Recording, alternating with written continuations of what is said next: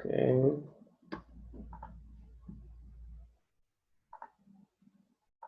Ok.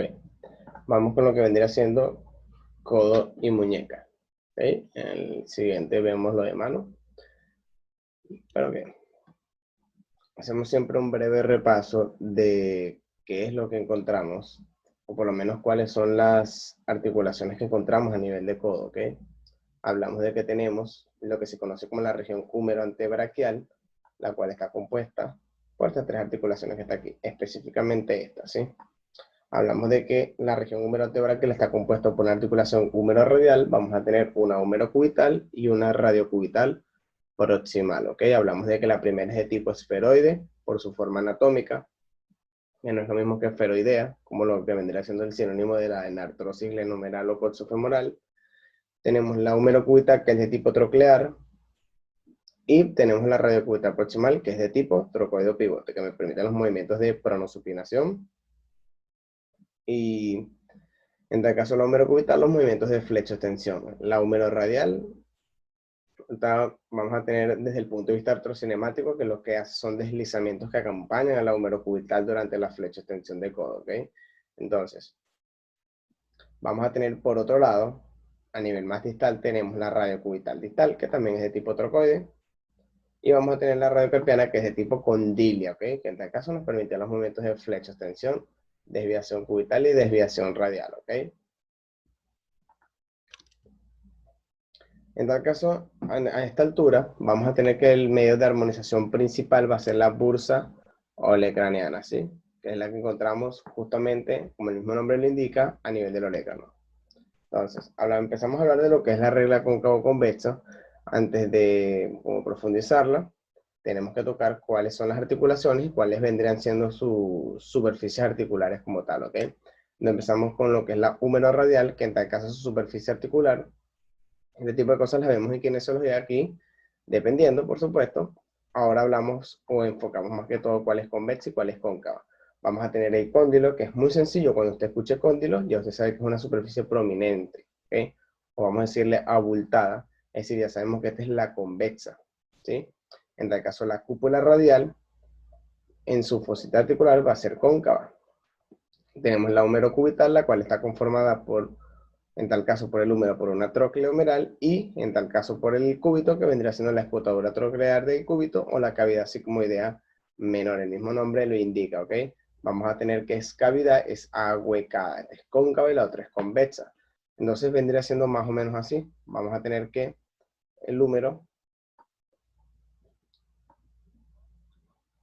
por un lado es así, esto vendría siendo la tróclea, esto vendría siendo el cóndilo, ¿sí? Por aquí vamos a tener la forcita articular, ¿sí? De lo que es la cúpula radial, y aquí tenemos la cavidad sigmoidea menor, ¿sí? En tal caso vendría siendo cúbito, vendría siendo radio, ¿sí? Entonces esta, si se dan cuenta, ambas son convexas, encajan en lo que vendrían siendo las partes ahuecadas de lo que son sus huesos inferiores, ¿ok? Entonces, si usted se fija, cuando ya realicemos los movimientos de flexión extensión de codo, si usted se da cuenta que se desplaza mayormente, vendría siendo radio y cúbito. Entonces vamos a tener que en este caso se van a mover las cóncavas. Es decir, ya tenemos de una vez que eso, o ya sabemos que va a rodar y a deslizar en el mismo sentido, ¿ok? Por lo menos húmero radial, húmero cubital.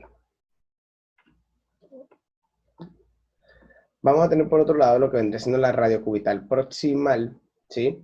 Que vamos a tener, si nos acordamos, que lo tenemos ahí arriba, el dibujito, vamos a tener una cúpula radial, ¿sí? Esa va a ser la primera superficie de contacto para la radiocubital proximal, la cual va a ser convexa. Si se dan cuenta que en esta formación viene siendo mayormente convexa. Y por parte de lo que es el cúbito, vamos a tener una escotadura radial del cúbito. Entonces, mucho cuidado con este nombre, porque suele confundir más adelante. Escotadura radial del cúbito. Si usted lo traduce de otra forma, es una escotadura para que el radio encaje, y esa escotadura pertenece al cúbito, ¿ok? Entonces vamos a decir que el cúbito es más o menos así. Ok, ya veo. Ujú.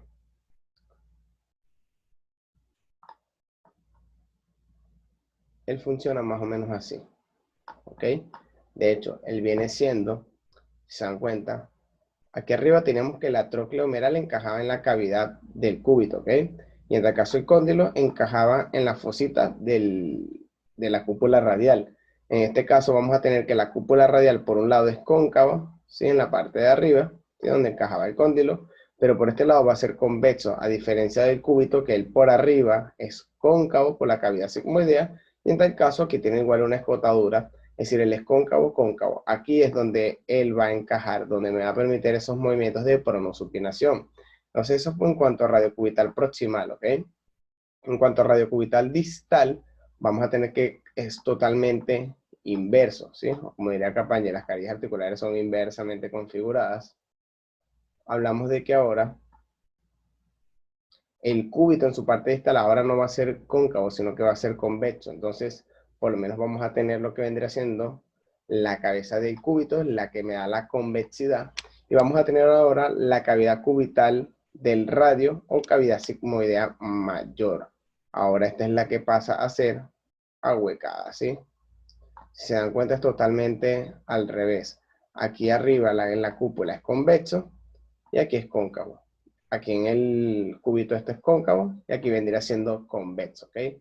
Entonces, ahora es escotadura. Vean que aquí arriba era escotadura para que entre el radio perteneciente al cúbito, ¿sí? Esa escotadura está en el cúbito. En tal caso, ahora esta es una escotadura para que entre el cúbito, pero esta escotadura le pertenece al radio como tal, ¿ok? Entonces, aquí tenemos esta otra superficie articular, ¿sí?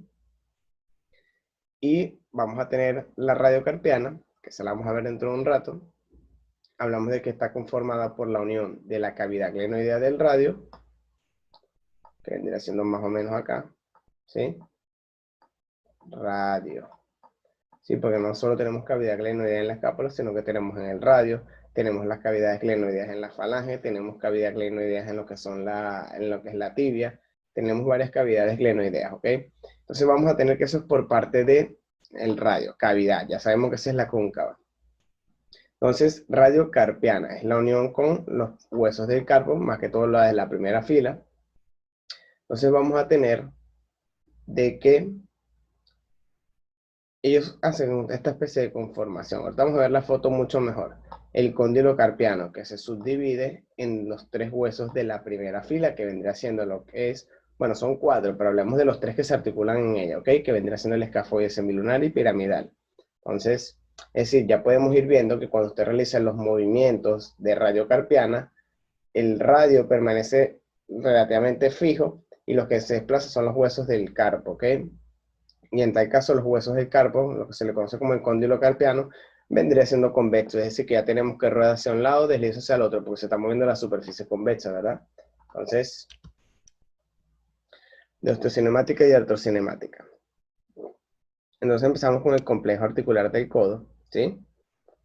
Ahí teníamos los movimientos allá abajo, cuántos son los grados de flexión, los de extensión, de radio cubital proximalista, la pronación y supinación. Entonces, vamos a tener lo siguiente, ¿ok? Entonces, recuerden que cuando usted hacía la flecha extensión de codo, se va a desplazar es la cóncava, ¿sí? En tal caso, lo que es la cavidad o lo que vendría siendo la escotadura troclear del cúbito y lo que vendría siendo la fosita articular de lo que es la cúpula radial. Entonces, tanto como húmero radial como húmero cubital con sus carillas articulares correspondientes, ¿ok? Entonces, incluyendo la extensión. En tal caso vamos a tener, si usted lo ve, hacia dónde se está desplazando las superficies cinemáticamente hablando, como les dije. Yo les puse como un ejemplo de guía. Cuando usted realizaba la abducción, rodaba ese superopo, usted se guiaba de hacia dónde se está moviendo la extremidad, porque siempre podemos usar la extremidad de guía. Hacia dónde se está moviendo la extremidad en sentido superior. Entonces, en este caso, hacia dónde se está moviendo la extremidad en sentido superior. Entonces, vamos a tener que si se está moviendo la cóncava, rueda y desliza en el mismo sentido. Entonces, vamos a tener que la escotadura troclear del cúbito y lo que vendría siendo la fosita de la cúpula radial, ambas van a rodar y a deslizar en sentido superior con respecto a la tróclea y el cóndilo humeral, ¿ok? Entonces, Y en la extensión es totalmente al revés. Hablamos de que rueda y desliza en sentido inferior, ¿ok? Las carillas articulares sobre las carillas tales, ¿ok?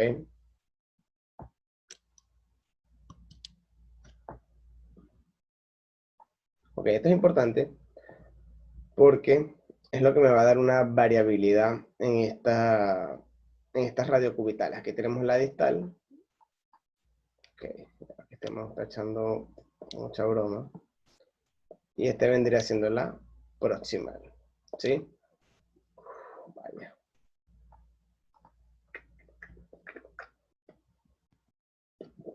Ok, entonces, vamos a tener que la radiocubital proximal, ¿sí? Por su forma anatómica, ella se le considera con un enfoque de girar, ¿sí? De hecho, si se acuerdan cuando habíamos mencionado que era rodar, deslizar y girar, tenemos que en la numeral se daba uno por ciertas características, pero hablamos de que los movimientos de girar más puros a nivel anatómico vendrían siendo a nivel cervical y lo que vendría siendo a nivel de radiocubital. De hecho, la cervical vendría siendo la más pura de todas, ¿ok?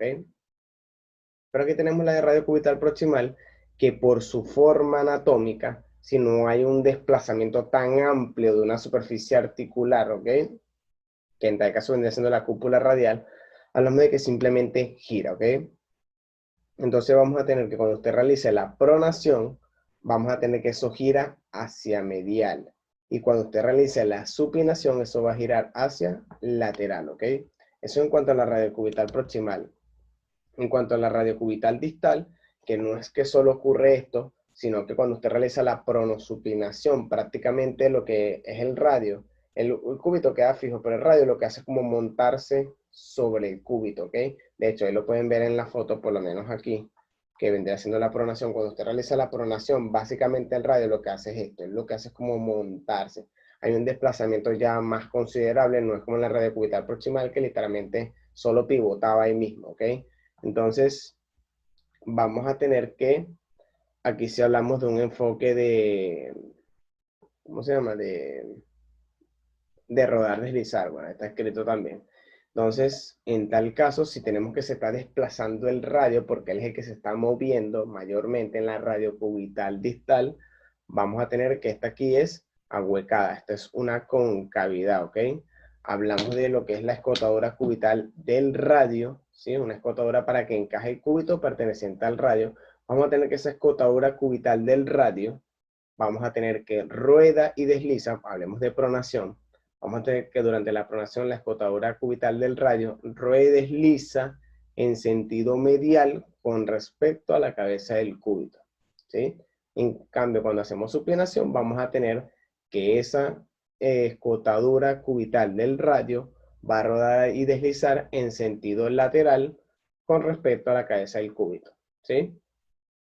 Te puede decir medial lateral o puede decir que rueda y desliza en sentido cubital o por rueda y desliza en sentido radial, como usted quiera, ¿okay? Eso que entramos en la parte de la radiocarpiana, ¿sí? Allá abajo tenemos sus grados y todo aquello. Entonces hablamos de la flecha de extensión primeramente. Bueno, antes de escribirlo, aquí es donde quiero que vean lo del cóndilo carpiano. Vean que ellos en conjunto es como si formaran una estructura única. Claro, como están ligeramente pegaditos, ¿ok? Obviamente ellos tienen su conformación de distintas formas. Entonces vean que hablamos primeramente de la flexoextensión. Hablamos de un doble rodamiento, un doble deslizamiento. ¿Qué me quiere decir esto? Hablamos de que son tres huesos en conjunto, pero vamos a tener un caso particular como lo vendría siendo el semilunar, ¿sí? Que es este caballero que está aquí. Y aquí tenemos el radio. Cuando usted realiza la flexoextensión palmar, vamos a ponerlo primero de esta forma. Vamos a tener que se desplaza el cóndilo carpiano, ¿sí? En tal caso hablamos de piramidal, semilunar y escafoide. Hablemos del cóndilo carpiano. Hablemos de que cuando yo realizo la flexión, es decir, hablemos de más que todo desde posición anatómica, ¿sí? Vamos a tener que, cuando yo realizo la flexión, vamos a tener que el cóndilo carpiano va a rodar hacia anterior y deslizar hacia posterior con respecto a la cavidad glenoidea del radio, ¿sí? En cambio, cuando yo realizo la extensión, vamos a tener que el cóndilo carpiano rueda hacia posterior y desliza hacia anterior con respecto a la cavidad glenoidea del radio. Eso es lo que ocurre hablando nada más de esto. Pero ¿qué se habla de un doble rodamiento, un doble deslizamiento? Acuérdense que la cavidad glenoidea del radio es cóncava, y en tal caso el cóndilo carpiano vendría siendo convexo. Enfoquémonos en el semilunar, ¿sí? Que él es convexo por este lado, eso ya lo tenemos claro. Pero que él sea convexo por este lado no me quiere decir que por el otro lado tenga que ser convexo igual. Él va a ser cóncavo, ¿sí? ¿Quién va a encajar sobre él? Vamos a tener este hueso que está acá, que vendría siendo el hueso grande, que en esa región específicamente, él es convexo. Entonces, vamos a decir que es como una especie de contribución. Hablamos de que cuando yo realizo la flexión, hablamos de la flexión palmar, como usted quiera, que tenemos que rodar hacia anterior. Cuando ocurre eso, hablamos de que se está desplazando esta zona que está aquí. Pero al mismo tiempo o simultáneamente vamos a tener que cuando usted realiza la flexión, va a tener que el grande, vean que él es convexo aquí y él encaja ahora en esta parte cóncava del semilunar. Vamos a tener de que él también, porque prácticamente cuando hacemos esto se va a desplazar el grande. Y si se desplaza el grande, tenemos que se mueve la superficie convexa, ¿verdad? Entonces vamos a tener que el rueda hacia anterior y desliza hacia posterior. Entonces vamos a decirlo ahora con un esquema más completo. Cuando yo realizo la flexión o la flexión palmar, voy a tener que el cóndilo carpiano rueda hacia anterior y desliza hacia posterior con respecto a la cavidad glenoidea del radio. Simultáneamente, cuando usted hace eso, vamos a tener que rueda lo que vendría siendo la arcaría articular convexa del hueso grande con respecto, o sea, rueda hacia anterior y desliza hacia posterior con respecto a la carilla cóncava del semilunar. Entonces, del otro lado, hacia la extensión, vamos a tener que el cóndilo carpiano rueda hacia posterior y desliza hacia anterior con respecto a la cavidad glenoidea del radio. Simultáneamente, la carilla articular convexa del hueso grande va a rodar hacia posterior y deslizar hacia anterior con respecto a la cavidad cóncava del semilunar. ¿Sí? Si se pregunta en un examen, tiene que responderse así. En la desviación cubital va a ser el mismo cuento. O sea, lo único que vamos a cambiar de que ahora hablamos de que los rodamientos y deslizamientos ocurren medial lateral, ¿sí? O radial cubital, como usted lo prefiere llamar. Mismo doble rodamiento, mismo doble deslizamiento, ¿ok? Entonces vamos a tener, por lo menos hablemos de la desviación cubital, ¿sí? Hacia dónde se está desplazando, vamos a decir así, la extremidad hacia la parte cubital. Entonces hablemos de que el rodamiento va a ser para acá. Entonces cuando yo realizo la desviación cubital, voy a tener que el cóndilo carpiano rueda hacia medial o hacia cubital, vamos a decirlo hacia medial. Entonces el cóndilo carpiano rueda hacia medial y rueda hacia medial y desliza hacia lateral con respecto a la cavidad glenoidea del radio. Simultáneamente, porque ocurre lo mismo que hablamos en la flecha de tensión, simultáneamente lo que vendría siendo la carilla articular convexa del hueso grande rueda hacia medial y desliza hacia lateral con respecto a la carilla articular cóncava del hueso semilunar, ¿sí? En tal caso, en la desviación radial vamos a tener que el cóndilo carpiano rueda hacia lateral, desliza hacia medial con respecto a la cavidad glenoidea del radio. Simultáneamente, la carilla articular cóncava del hueso grande va a rodar hacia lateral y va a deslizar hacia medial con respecto a la carilla articular cóncava de lo que vendría siendo el hueso semilunar, ¿sí? En cuanto a lo que llamamos, o lo que yo llamo en realidad, esta sección que es patologías y anexos, hablamos de los músculos epicondilios, que ya prácticamente todos los debemos haber escuchado, caracterizados por nacer de lo que vendría siendo el epicóndilo. Tenemos lo que vendría siendo anconio, cubital posterior, segundo radial, supinador corto y extensor común de los dedos, ¿sí? Tenemos en tal caso los epitrocleares, que vendría siendo en conjunto del palmar mayor, palmar menor, pronador redondo, flexor superficial de los dedos y cubital anterior, ¿ok? Acuérdense que ellos tienen varios nombres. Hablamos de que cubital posterior puede ser extensor cubital del carpo. Hablamos de los que son dos radias que también tienen su otro nombre. Hablamos de que palmar mayor también tiene otro nombre, que todo lo deberíamos manejar. Todo lo que viene siendo flexor radial del carpo, el otro palmar largo y así sucesivamente, ¿ok? Hablamos de que estos músculos que están aquí se caracterizan principalmente por ser extensores de muñeca y supinadores. Es decir, que mientras más usted haga la acción de esa musculatura, vamos a tener que más roce va a haber de esos tendones entre ellos o entre las superficies adyacentes. Entonces vamos a tener que eso puede llegar a irritarse, ¿ok? Esos tendones, esas estructuras, por lo cual se inflaman, me puede generar lo que se le conoce como una epicondilitis, ¿sí? En este caso, con respecto a la extensión de la supinación, se le conoce como codo de tenista, ¿sí? En cuanto a la musculatura epitroclear, hablamos que es todo lo contrario, caracterizada por ser musculatura flexora pronadora. Entonces, hablamos de que realizar estos movimientos en exceso me puede generar un proceso inflamatorio, lo cual se le conoce como una epitrocleitis. Hablamos de que se conoce como codo de beisbolista, ¿ok? Por excesiva flexión de muñeca o en su defecto de la pronación. Perdón. Entonces, epicondilitis, epitrocleitis. En tal caso, encontramos otros anexos que se le conocen como los planos musculares. De hecho, la mayoría de los músculos, la mayoría, casi todos se distribuyen en planos musculares en nuestro cuerpo. Tenemos unos en la cara anterior, tenemos otros en la cara posterior, tenemos otros laterales. Pero entonces, si hablamos de la cara anterior, hablamos de que de superficial a profundo, vamos a tener que los más superficiales, por lo menos a nivel de antebrazo, va a ser pronador redondo y los flexores de radiocarpiana. ¿Cuáles son los flexores de radiocarpiana? Cubital anterior, palmar mayor, palmar menor, ¿sí? Después, yendo un poquito más profundo, tenemos el flexor superficial de los dedos. Tenemos más profundo aún flexor profundo y lo que vendría siendo el flexor largo del pulgar. Y el más profundo de todos, el que está en el más directo del contacto óseo, vendría siendo el pronador cuadrado. Entonces, en la parte posterior tenemos simplemente dos capas y en la lateral simplemente los tenemos a ellos. Entonces, ¿qué quiero llegar con esto? Aquí les coloqué, son importantes debido a una lesión en distintos planos. Ejemplo, una cortadura en el tercio distal de antebrazo. ¿Podrá pronar? Ok.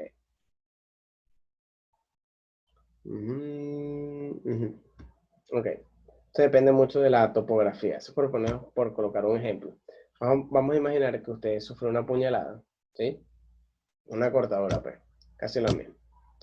Entonces, resulta que abarcó hasta el tercer plano, ¿sí? Por lo menos en el salón tenemos ese feedback donde yo preguntaba y se ponían a pensar. Normalmente yo siempre preguntaba, si se afectó la tercera capa en el plano anterior, ¿será que esa persona podrá realizar pronación? Es decir, esta capa le dijimos adiós, esta capa le dijimos adiós y hasta esta parte, que es donde llegó la cortadura. No, mire, profesor, no va a poder pronar porque, mire, el pronador redondo se vio afectado, la cortadura fue muy profunda. Pero, en donde viene el caso, donde si usted se fija bien, en el cuarto plano, vamos a decir que está conformado por el pronador cuadrado. Es decir, él sí puede pronar. Vamos a decir que en menor proporción, pero igual puede pronar, no pierde la capacidad completa de pronar. De caso por topografía, que le coloque uno que en el tercio distal del antebrazo. Entonces, si hablamos de que el antebrazo es este,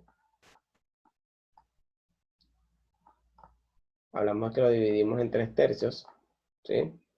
Hablamos de que el pronador cuadrado está aquí. Si usted sufre una cortadura acá, va a poder pronar.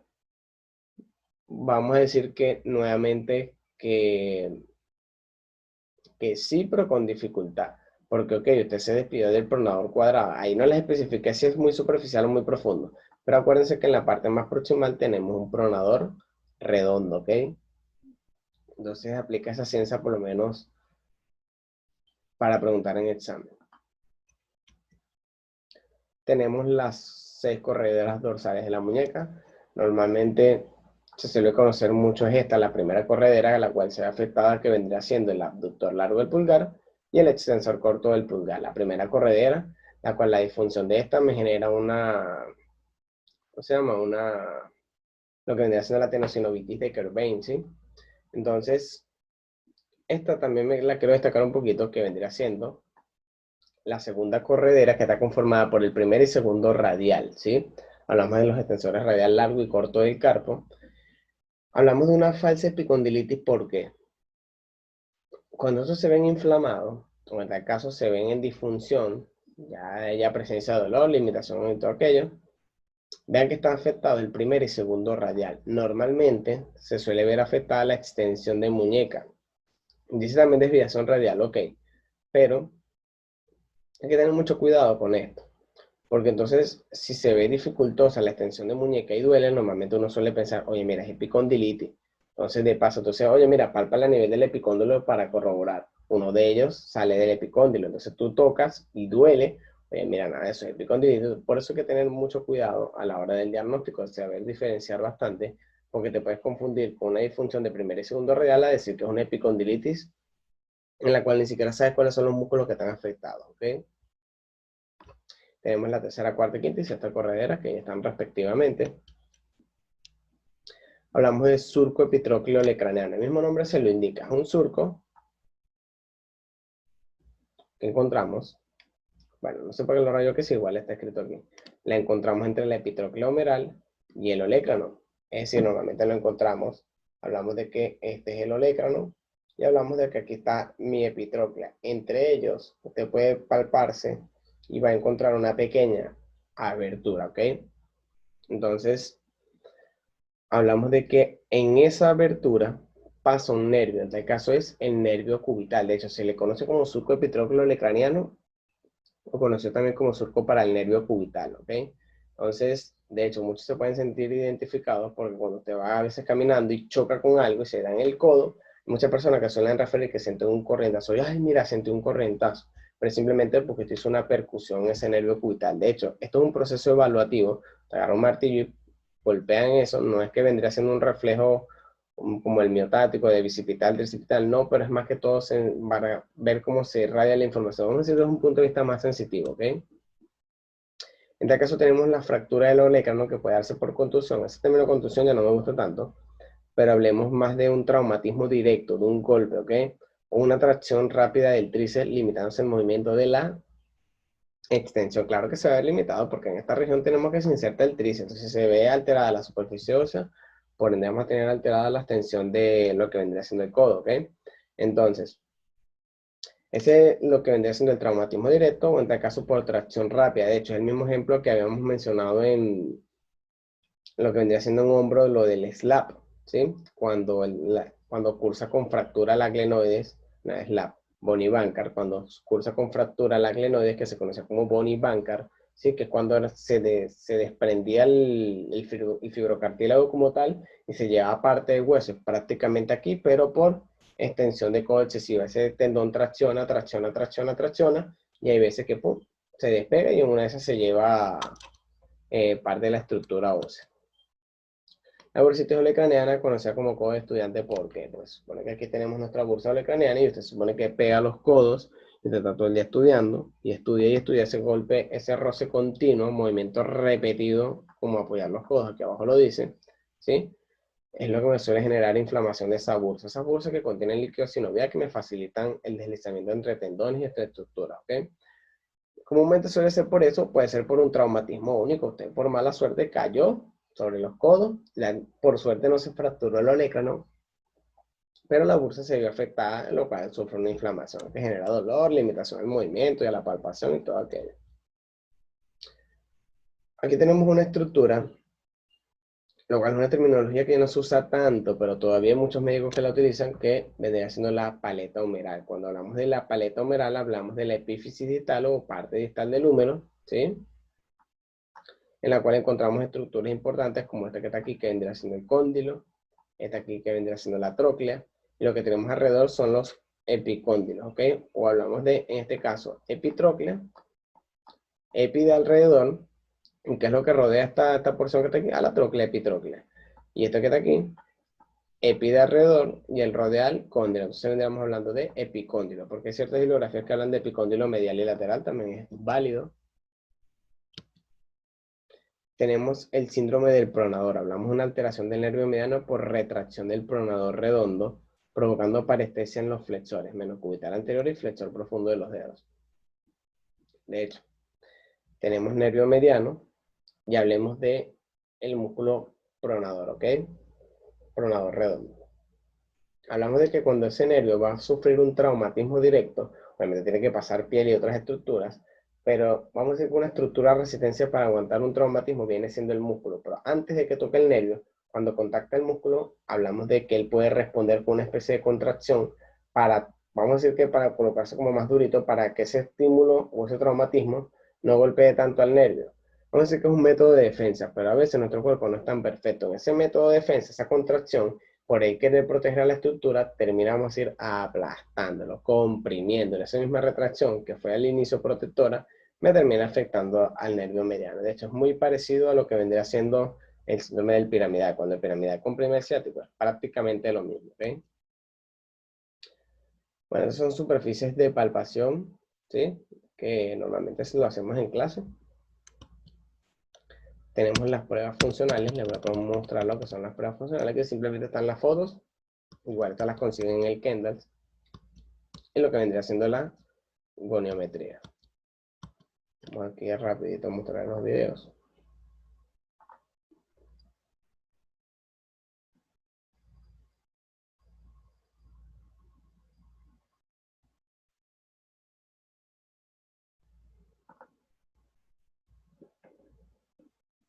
Ya va.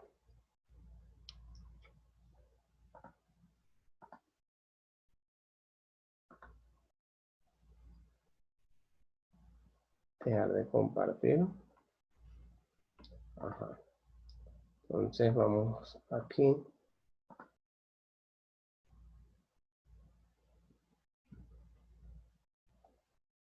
Okay, vamos a dejar de compartir un momentico aquí. Vamos a abrir estos videos.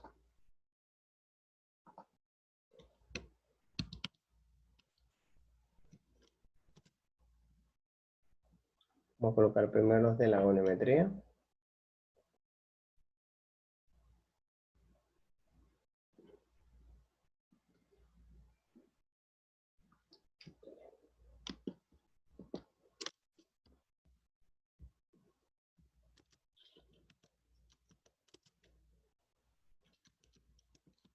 Vamos a lo de las pruebas funcionales.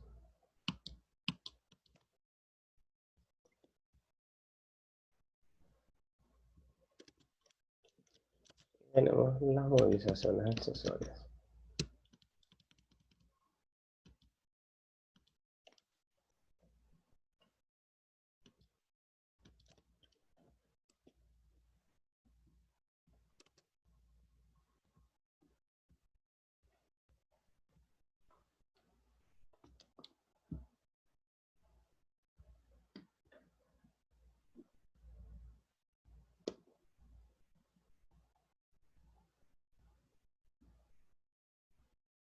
Ok.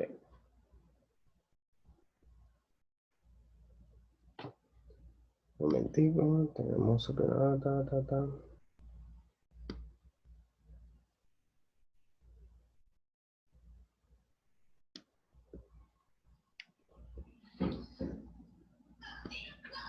Vamos a tener, o voy a mostrar lo que vendría siendo las goniometrías, luego vendría siendo las pruebas funcionales y luego vendría siendo las movilizaciones retrocinemáticas. Lo que pasa es que tengo aquí un ligero desorden aquí. Entonces, ok. Se rodaron un poquito los videos. Ok.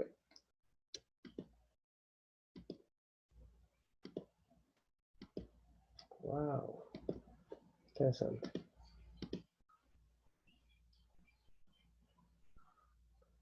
Se comparte pantalla. Productor Windows Media. Ok. Vamos a tener en tal caso, lo que pasa es que aquí este video salió un poquito volteado. Vamos a tener de que la flexión de codo tenga su posicionamiento igual. Esto lo pueden conseguir en Claudio Taboel. Esto es para que lo vean una sola vez. ¿Sí? Flexión de codo. En este caso tenemos la extensión de codo, en la cual abajo se le coloca una especie de toalla. ¿Sí? Esa especie de toalla lo que me permite es que haya un ligero espacio, porque en tal caso de que la persona tenga por lo menos menos 5, menos 10 grados de extensión, si está chocando contra la camilla no va a poder realizar la extensión. Entonces se le coloca un poquito elevado con una toalla para en tal caso de tener los grados, tener como una especie de margen o de espacio para realizarlo, ¿ok? En tal caso la supinación, esta sí es hecha según el Armelia Pascual. El Amelia Pascual como tal, que él agarra y coloca el fulcro a nivel de lo que es el tercer metacarpiano, en su cabeza como tal, y colocas un lápiz, de preferencia se coloca un lápiz, porque se habla de que él se guía del pulgar. Entonces, hablamos de que si usted tiene una desviación o una alteración patológica a nivel de lo que es trapecio metacarpiana para arriba, entonces no va a ser tan correcto guiarse el pulgar y se coloca un lápiz que es una estructura más fija. Entonces, se realiza la supinación a un lado. Vamos a tener que se realiza la pronación en el otro sentido. Es prácticamente la misma toma, solo que cambiamos la dirección hacia lo que vendría siendo las técnicas de movilizaciones accesorias. Hablamos de que tenemos un deslizamiento anterior radiocubital distal, ¿sí? Lo cual me podría favorecer en cierta instancia lo que vendría siendo la pronación. Hablamos de un deslizamiento anterior radiocubital distal cuando hablamos de un deslizamiento posterior de la radiocubital distal. Este, si se dan cuenta, está colocado con el antebrazo neutro apoyado en la camilla. En realidad hay muchas bibliografías que difieren de cómo colocarlo. O sea, algunos la colocan apoyado en neutro, otros la colocan en prono, otros en supino. En realidad es indiferente. Claro, si vas a seguir un método, en tal caso el método Kaltenborg, si él te dice colocarlo con el antebrazo supinado, eso es supinado, porque si no, ya no es el método Kaltenborg. Puede ser muy parecido y tener los mismos efectos, pero ya deja de ser el método Kaltenborg, ¿ok? Pero aquí simplemente vamos a decir que no importa del todo cómo coloquemos la articulación. Bueno, tampoco hay que ser tan drástico, pero es una simple movilización accesoria, no estamos siguiendo un método de nadie específicamente. En este caso, tenemos el deslizamiento posterior, que es el que me favorece más que todo la supinación. ¿Sí? En tal caso, lo que hizo fue colocar el antebrazo en decúbito supino, y cuando estamos viendo de arriba a abajo, cuando hace reboteo, prácticamente lo está llevando en dirección dorsal, ¿ok? Ahí le está en el antebrazo supinado. En tal caso, en lo que vendría siendo la radiocubital proximal, vamos a realizar un deslizamiento anterior para facilitar ese deslizamiento de carillas articulares, así como tenemos uno anterior, vamos a tener uno posterior también. ¿Sí? Simplemente hacemos nuestra toma distal, casi llegando a la articulación de la muñeca, y hacemos la toma del radio, y dependiendo del deslizamiento lo llevamos hacia anterior o lo llevamos hacia posterior. Si hablamos, vamos a ir un momentico a humano radial. Simplemente, por lo menos aquí se coloca en decúbito prono, y vamos a decir que por acción o mediante el favorecimiento de la gravedad, se nos hace mucho más fácil. Colocamos en decúbito prono con extensión de codo, ligera extensión de codo, y llevamos el deslizamiento anterior del radio. Entonces, si realizamos el deslizamiento anterior, vamos a favorecer más que todo el movimiento de lo que vendría siendo la flexión, ¿ok? Y cuando realizamos así en decúbito supino, realizamos el deslizamiento posterior, vamos a favorecer más que todo lo que vendría siendo la extensión. Puramente quien lo hace es la humerocubital, pero acuérdense que la humeroradial lo que hace es acompañar sus deslizamientos durante la flecha extensión de codo. Cuando hablamos de lo que vendría siendo la radiocarpiana, teníamos que, esto es un deslizamiento palmar. Entonces, si recordamos la artrocinemática, vamos a tener que cuando yo realizo la flexión, o en tal caso la flexión palmar, vamos a tener que rodar hacia anterior, desliza hacia posterior. Y en tal caso, cuando realizamos la extensión, rueda hacia posterior, desliza hacia anterior. Es decir, que este deslizamiento palmar me está favoreciendo o me puede ayudar a ganar lo que vendría siendo la extensión radiocarpiana, ¿ok?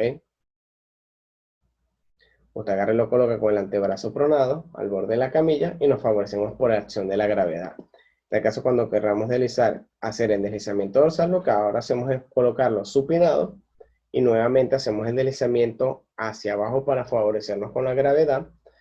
Y en tal caso, si queremos hacer el deslizamiento dorsal, es para facilitar en tal caso o por lo menos para ganar lo que vendría siendo flexión palmar o simplemente flexión. Simplemente colocamos ahora en pronación para, en tal caso, hacemos un deslizamiento radial. Si nos recordamos, cuando realizábamos la desviación cubital, tenemos que rodaba en sentido medial y deslizaba en sentido lateral o radial. Es decir, que cuando realizamos este deslizamiento radial, vamos a tener que estamos ganando más que todo desviación cubital, ¿ok? Y si hacemos la desviación cubital desde la misma posición, solo que cambiamos la toma, vamos a ganar ahora lo que vendría siendo desviación radial.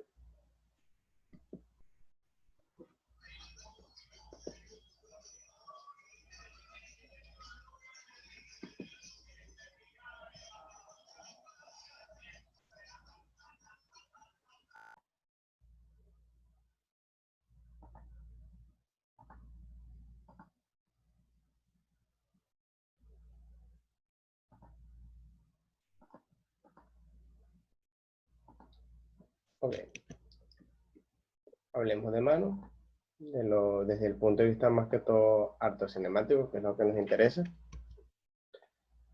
Hablamos de esa articulación de la mano que si recordamos, nos íbamos desde mediocarpiana, nos íbamos hacia el pulgar, lo que vendría siendo trapecio metacarpiana, metacarpofalángica, interfalángica únicamente. Tenemos mediocarpiano, nos íbamos a carpometacarpianas, ¿sí? Del segundo al quinto. Tenemos metacarpofalángica del segundo al quinto y las interfalángicas proximal y distal, ¿ok?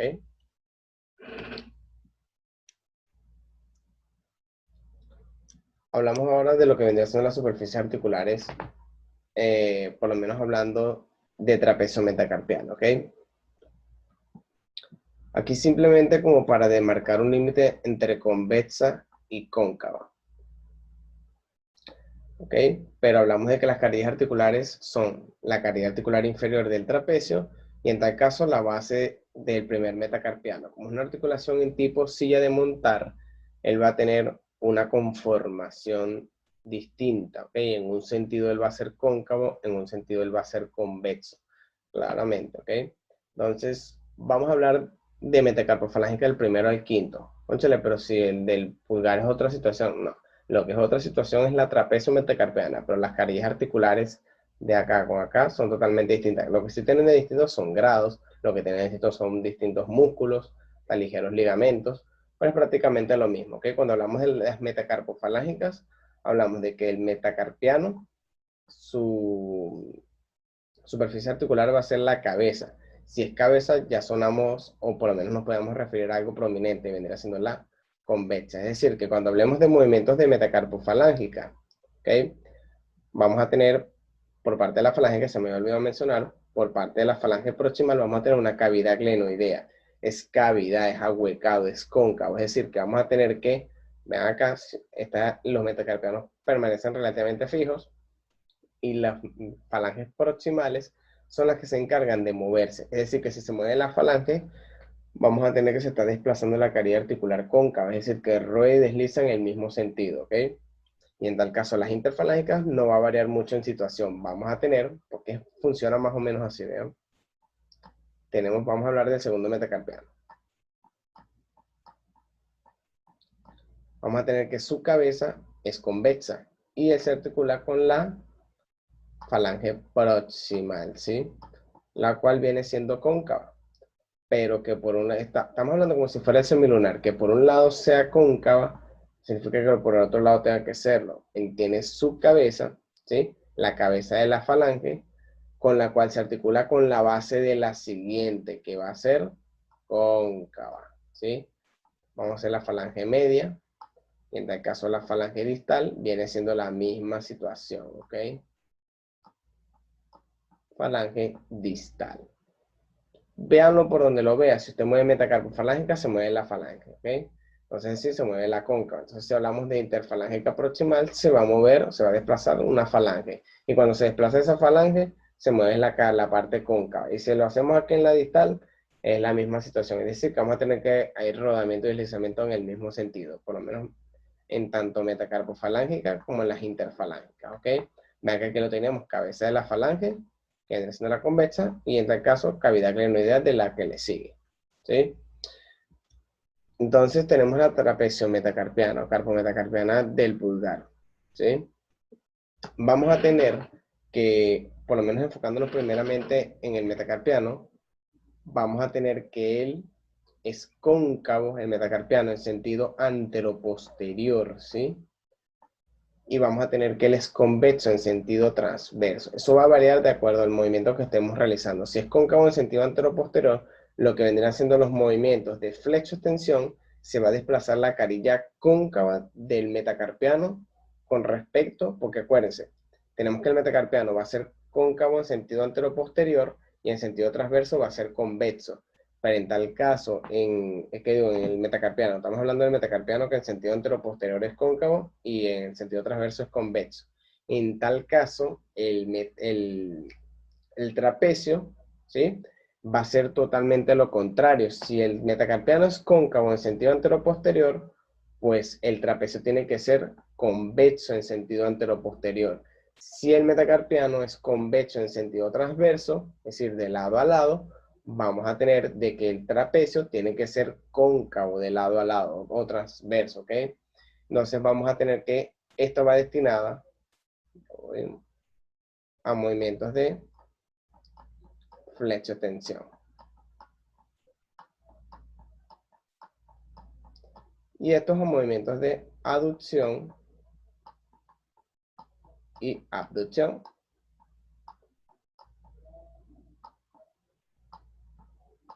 Ok, ¿qué me quiere decir eso? Que cuando nosotros hablemos de que en la flecha extensión, porque nos tenemos que fijar cuál es la superficie que se desplaza entre trapecio y metacarpiana, es el metacarpiano, ¿verdad? Entonces tenemos que cuando hago los movimientos flecho extensión se mueve la carilla cóncava, es decir, que vamos a tener de que rueda y desliza en un sentido, rueda y desliza en un sentido. Pero cuando hago los movimientos de abducción y aducción, tenemos que rueda en un sentido, desliza en el otro. Rueda en un sentido, desliza en el otro, ¿ok?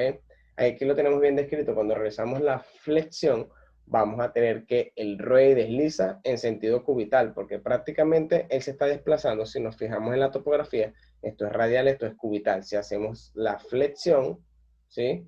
Trapecio metacarpiana, vamos a tener que él está tratando de desplazarse en este sentido. Entonces vamos a tener que rueda y desliza cubital. En la extensión, vamos a decir que tiene más la tendencia de ir para acá.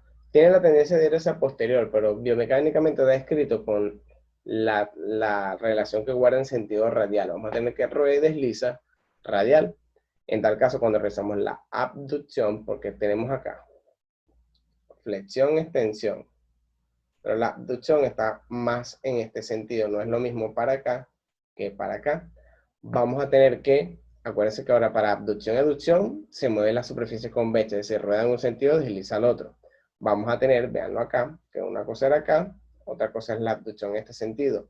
Es descrito como que cuando usted realiza la abducción, vamos a tener que rueda hacia palmar, desliza hacia dorsal. Y en tal caso, cuando usted realiza la aducción, vamos a tener que rueda hacia dorsal, desliza hacia palmar. Hay unos movimientos complementarios de cuando usted realiza la flexión y la extensión, es que hay una pseudo rotación, de hecho, del movimiento, no es netamente puro como esta flexión, él hace como una especie de pivoteo. Hablando de que cuando usted realiza la flexión, hay una pseudo rotación medial, y cuando usted realiza la extensión, hay una pseudo rotación lateral o externa, ¿ok? Entonces hablamos de lo que vendría siendo las fases en tal caso de lo que vendría siendo la oposición, ¿sí? Que ya cuando terminamos de complementar este movimiento que está acá, él se divide en dos fases. Hablamos de una primera fase, que es que para él realizar esto, lo que vendría siendo el primer metacarpiano o la trapecio metacarpiana tiene que realizar mente, o sea, vamos a decir que la mano inicia aquí, él tiene que realizar una ligera abducción, ¿ok? Él tiene que realizar más o menos esto, para luego en una segunda fase, de hecho esto está aquí descrito, vamos a tener que ya abducido, él hace su ligera flexión y hace la pseudo rotación media que ya habíamos mencionado. Estas son las fases de la oposición. Primera fase, ligera abducción. Cuando hablamos de la segunda fase, cuando hace la flexión y la pseudo rotación medial, ¿ok? Ese es en el caso de la oposición. Lo que pasa es que aquí en la diapositiva no tengo escrito la retroposición, que es el retorno. Es todo lo contrario. La primera fase ahora va a ser la pseudo rotación lateral y extensión, la primera fase, y la segunda fase va a ser la aducción para retornar a su posición inicial, ¿ok?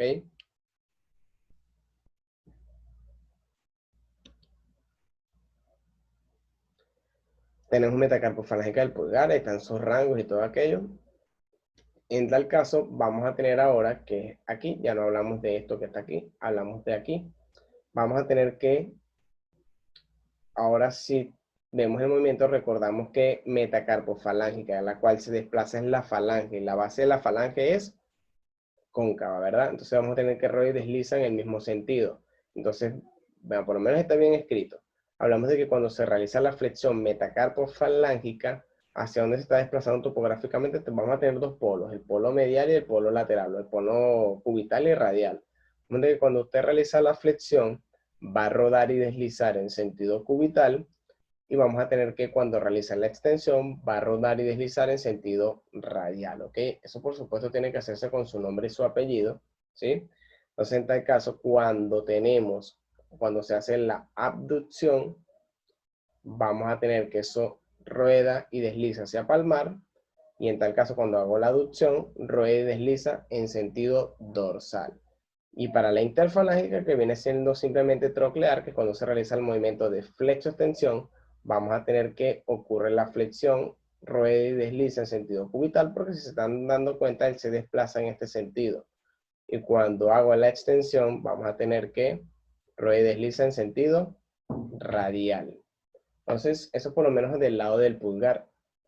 Vamos a tener movilidad muy accesoria, que vendría siendo entre las carpo-metacarpianas, más que todo del tercer al quinto dedo, que si ustedes se dan cuenta, aquí está en la fotico. Si se dan cuenta, cuando usted puede realizar este movimiento, vean cómo se desplaza del tercer al quinto metacarpiano, son unos deslizamientos anteros posteriores muy limitados en realidad. Hablamos de deslizamientos anteros posteriores en la carpo-metacarpiana del tercer al quinto, haciendo que el borde cubital se pliegue hacia la palma. Es decir, que estos deslizamientos anteros posteriores me facilitan más que todo cuando yo hago el agarre, cuando voy a tomar algo, o sea, él hace esto, ligeramente, pero lo hace.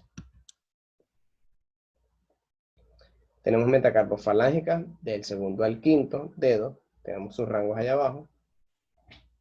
Entonces vamos a tener que es prácticamente la misma historia que tenemos a nivel del pulgar, pero ahora solo que es metacarpofalángica del segundo al quinto. Cuando nosotros realicemos los movimientos, vamos a tener que siempre se va a desplazar, ya desde metacarpofalángica hasta interfalángica. Vamos a tener que se desplace son las falanges, las cuales en su base, ellas son cóncavas, es decir, que vamos a tener que todos los rodamientos y deslizamientos van a ser en el mismo sentido, perdón. Entonces, vamos a tener que cuando yo realizo la flexión, o vamos a hacer la flexión palmar, como le quieran llamar, vamos a tener que la base de la falange proximal rueda y desliza en sentido palmar con respecto a la cabeza del metacarpiano tal en cuestión, ¿ok? Porque si muevo esto sería el tercero, si sería este del cuarto o del quinto. Tenemos rodamiento y deslizamiento de la base de la falange proximal en sentido palmar con respecto a la cabeza del metacarpiano. Cuando yo realizo la extensión, va a ser un deslizamiento y rodamiento de la base de la falange proximal con respecto a la cabeza del metacarpiano, pero el rodamiento y deslizamiento en sentido dorsal o posterior, ¿sí?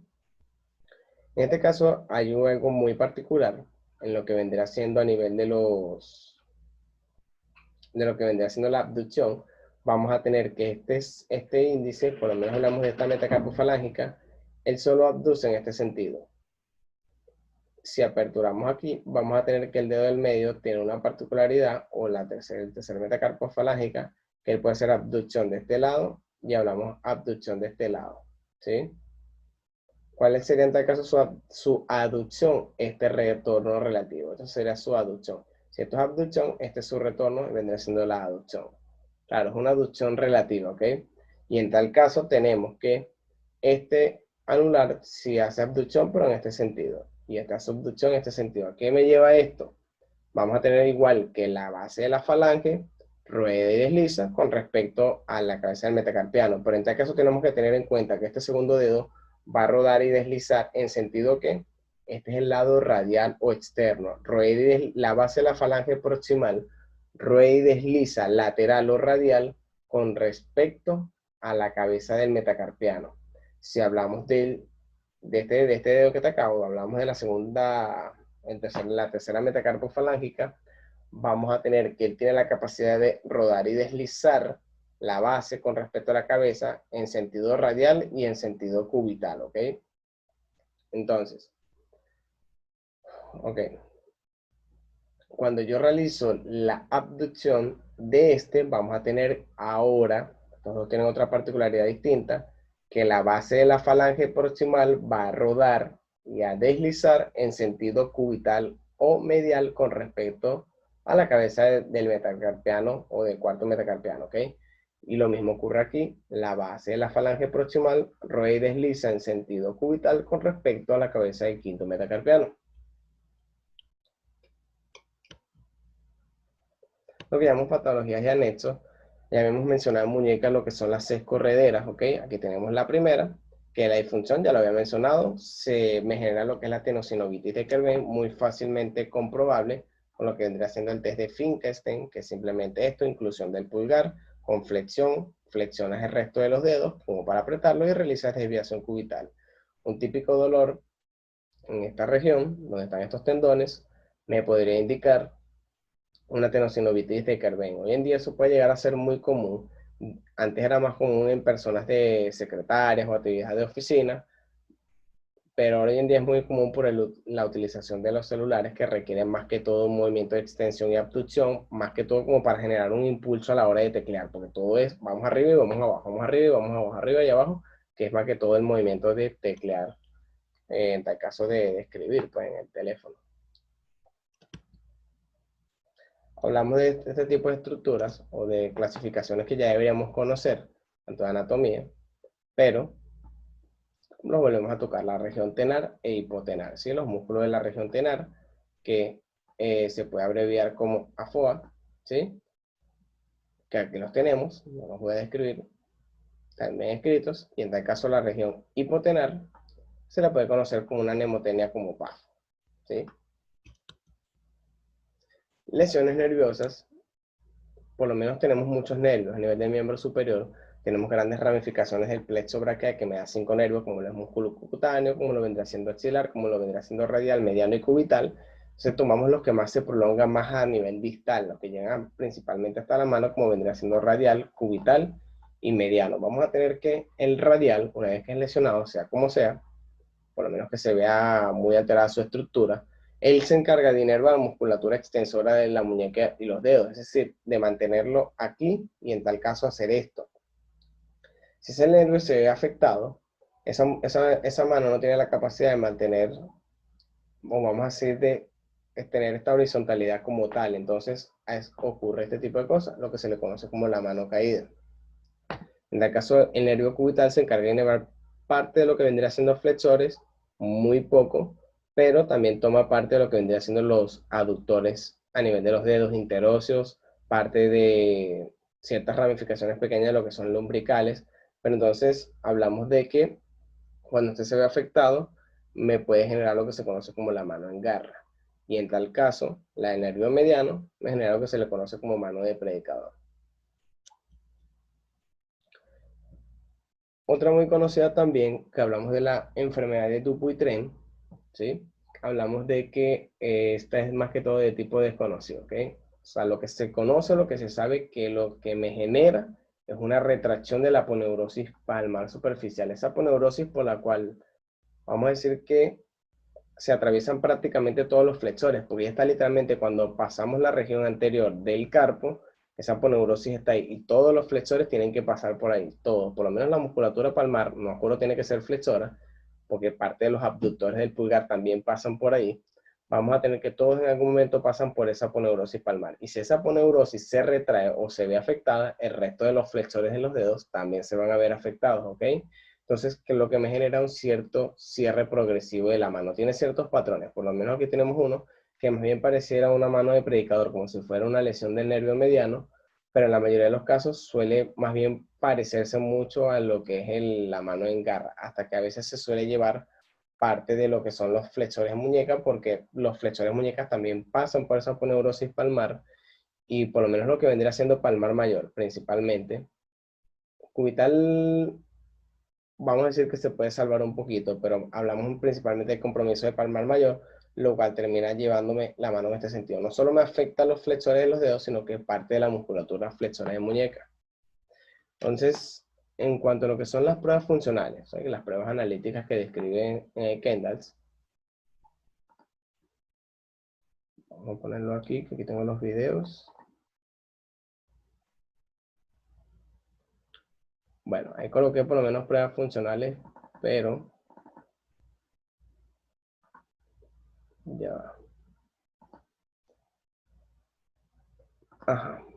Primero vamos a mostrar la volumetría, luego ya. Ajá. Mostramos la volumetría, luego mostramos lo que vendría siendo las pruebas analíticas y luego las técnicas artrocinemáticas, ¿ok?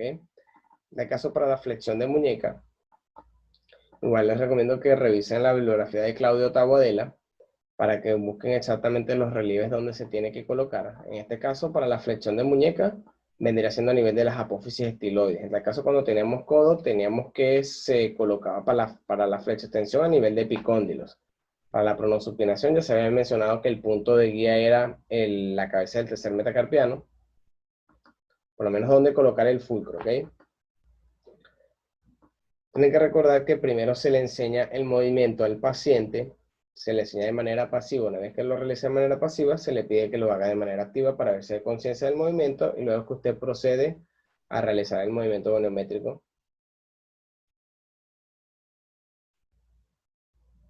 La casa se fue flexión. Claro, lo ideal es, por lo menos en esta foto, el paciente sale ahí tirado en el piso. No es lo más correcto, la idea es que esté sentado alrededor de una mesa para evitar ciertas compensaciones con el miembro superior. Esta caso vendría siendo extensión. Lo que vamos a cambiar, el fulcro sigue igual. La rama fija sigue igual. Lo que vamos a cambiar es la dirección de hacia donde vamos a mover la rama móvil, ¿ok? Dependiendo de la flexotensión de muñeca. Para la desviación cubital, es muy importante que localicen en la región dorsal del carpo una especie de ahuecamiento. Ese ahuecamiento me corresponde a lo que vendría siendo la concavidad del hueso grande. Ahí es donde se va a colocar ese fulcro y nuestro dedo de guía para la rama móvil va a ser el tercer dedo, ¿ok? Y ahí es donde decidimos si realizamos la desviación radial o la desviación cubital, sin que compense con mucho movimiento en antebrazo.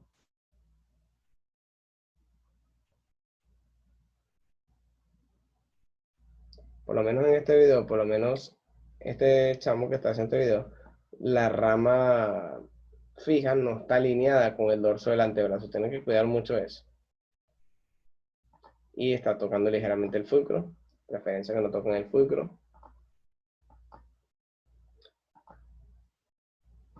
En cuanto a pruebas funcionales, en tal caso vamos a tener un deslizamiento anteroposterior de la metacarpofalángica, ¿sí? En tal caso eso me va a favorecer los movimientos de flexoextensión. Recuerden que cuando realizamos el movimiento de flexión de metacarpofalángica del segundo y quinto, eso me iba a realizar un deslizamiento y un rodamiento hacia anterior. Entonces, si yo realizo el deslizamiento anterior, me facilita la flexión, y si lo realizo en sentido posterior, la extensión. Aquí se hacen los dos en conjunto, ¿ok? Simplemente estabilizamos en estructuras más inferiores, más que todo en el metacarpiano, y deslizamos lo que vendría siendo la falange en sentido anteroposterior. En tal caso, para la abducción y la aducción, que es cuando Roy desliza hacia lateral, o en tal caso, el retorno, o cuando nos dirigimos en otro sentido hacia medial para la aducción, ahí hacemos unos deslizamientos medial, lateral, ¿ok?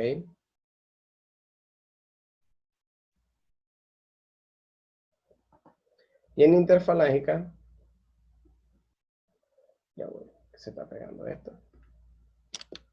Y en la interfalángica, ya sea en la proximal o la distal, estabilizamos la de abajo o en la estructura inferior, dependiendo de donde estemos realizando la técnica, se hacen sus leves reboteos anteroposterior, ¿ok?